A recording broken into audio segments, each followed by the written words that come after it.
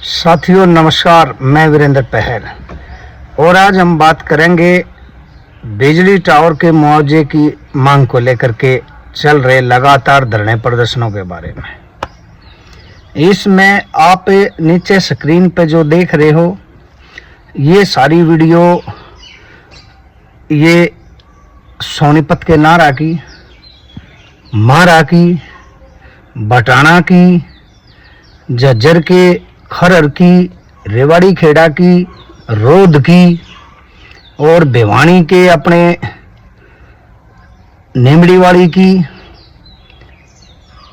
और भी कई जगह की, ओचंदी बॉर्डर की, ये सारी जहाँ जहाँ पर लगातार इसके खिलाफ लड़ाई लड़ी गई तो वहाँ काम रुकवाने के लिए हम अगली पंक्ति में थे ताकि हमारे किसान भाइयों को उनका उचित मुआवजा मिल सके। और लगातार यमुनानगर के अंदर भी हमारे हरपल सूडल जी इस लड़ाई को लड़ रहे हैं, अब भी लड़ रहे हैं। कुछ गांव की आज भी उन्होंने यमुनानगर में मीटिंग करी है कि मुआवजा दिलवाने को लेकर के। उधर राकेश आर्य जी मजबूती से इस लड़ाई को लड़ रहे थे और सोनीपत में और झज्जर में भी उनकी सक्रिय भूमिका रही है। इसी के मामले में झज्जर के भी हमारे बहुत सारे किसान साथी थे जिन्होंने इस लड़ाई को बहुत ही मजबूती के साथ लड़ा है। कई किसान नेता भी इसमें शामिल रहे हैं, लेकिन कुछ ऐसे लोग श्रेय ले रहे हैं जो पॉलिसी बनवाने के बाद इस लड़ाई में आए हैं। जहां पर भी काम रुकवाने की बात आई है उनका कहीं पर भी कोई मामला नहीं था। इक्की दुक्की जगह उन्होंने एक बार शामिल हुए जब, लेकिन बात जब पता चला कि टकराव होगा, आमने सामने की बात होंगी, केस होंगे, जेल जाना पड़ेगा, तो वो लोग पूरी तरह से इस मुआवजे की टावरों की जो मांग थी पूरे हरियाणा से भाग गए थे।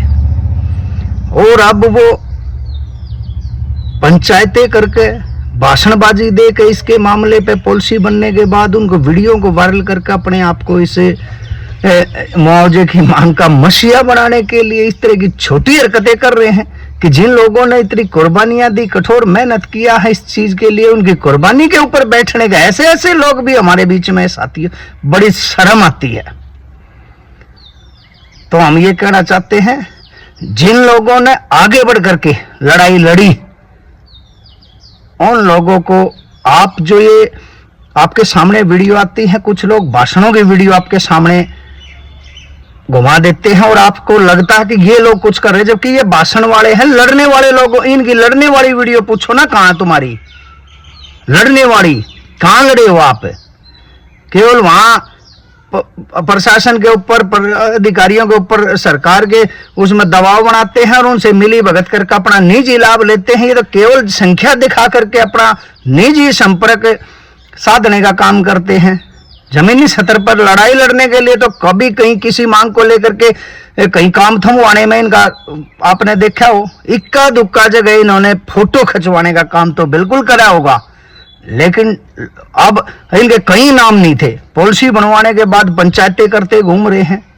अरे अब क्या करोगे तुम? पॉलिसी बन गई, उनका उस पॉलिसी के आधार पर मुआवजा मिलने लग रहा है? तो उन किसान भाइयों का योगदान रहा है जिन्होंने इस लड़ाई पॉलिसी को बनवाने के लिए 100 तरह के टकराव का सामना करा है, 100 तरह की दिक्कतों को झेला है।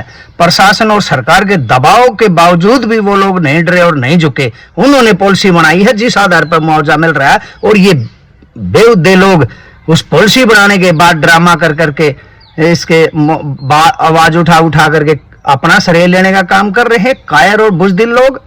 जबकि पूरे हरियाणा में किसी भी मांग को लेकर के कहीं भी इनका रोड जाम पर या किसी तरह का किसी मंडी में ताला, ऐसी कोई भी समस्या इनको नजर नहीं आती हरियाणा में कि जिसके लिए इन रोड जाम करना पड़ता हो या ताले लगाने पड़ते हो। कोई समस्या नहीं रही है।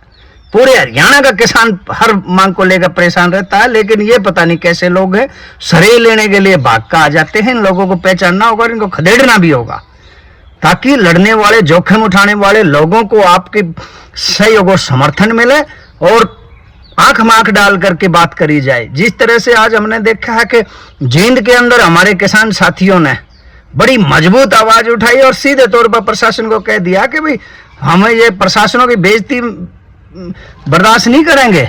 कि इतनी बड़ी संख्या में प्रशासन के द्वारे पे किसान आ रहे हैं और वो अधिकारियों के मिलना मुनासिब नहीं समझते। उन्होंने कह दिया कि मुख्यमंत्री का घेराव, मुख्यमंत्री को हम जींद में नहीं आने देंगे। बड़ा अच्छा लगा हमें।